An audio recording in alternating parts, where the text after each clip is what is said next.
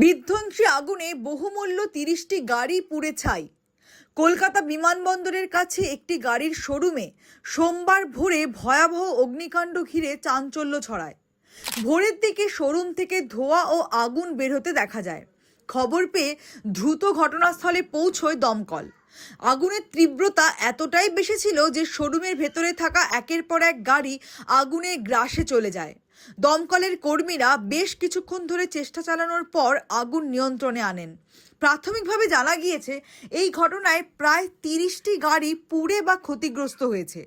এক নজরে দেখলেই বোঝা যায় আগুনের তীব্রতা কতটা ভয়াবহ ছিল।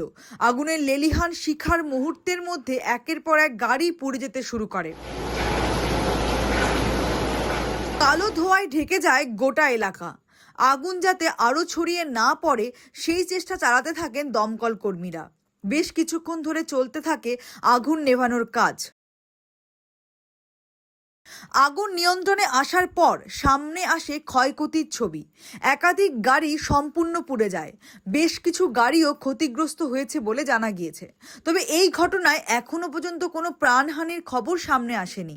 বিমানবন্দরের কাছাকাছি এলাকায় এই ঘটনা ঘটায় স্বাভাবিকভাবেই আতঙ্ক ছড়িয়ে পড়ে, যদিও পরে পরিস্থিতি নিয়ন্ত্রণে আসে। এখন সবচেয়ে বড় প্রশ্ন, কিভাবে এই আগুনের সূত্রপাত হলো? প্রাথমিকভাবে কোনো বৈদ্যুতিক গোলযোগ, যান্ত্রিক ত্রুটি নাকি অন্য কোনো কারণে আগুন লেগেছিল তা এখনো স্পষ্ট নয়। আগুন লাগার আসল কারণ খতিয়ে দেখা হচ্ছে। ঘটনার পর শোরুমে অগ্নি নিরাপত্তা ব্যবস্থা নিয়েও প্রশ্ন উঠেছে। এতগুলো গাড়ি যেখানে একসঙ্গে রাখা হয়েছে সেখানে আগুন প্রতিরোধের ব্যবস্থা কতটা কার্যকর ছিল সেই বিষয়টিও তদন্তে উঠে আসতে পারে। কারণ গাড়ির মতো দাহ্য সামগ্রী একসঙ্গে থাকা জায়গা সামান্য গাফিলতিও মুহূর্তের মধ্যে বড় বিপর্যয়ের কারণ হতে পারে।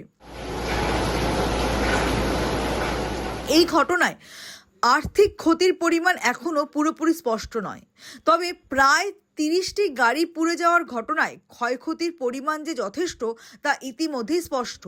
এখন অপেক্ষা তদন্তের ফলে ঠিক কোথায় আগুনের সূত্রপাত, কেন এত দ্রুত তা ছড়িয়ে পড়ল এবং অগ্নি নিরাপত্তার ব্যবস্থায় কোনো গাফিলতি ছিল কিনা সেই প্রশ্নগুলির উত্তর খুঁজছেন তদন্তকারীরা। বিমানবন্দরের কাছে এই ভয়াবহ অগ্নিকাণ্ড তাই শুধু কয়েকটি গাড়ি পুড়ে যাওয়া ঘটনা নয়, অগ্নি নিরাপত্তা নিয়ে আরও একবার বড় প্রশ্ন তুলে দিল।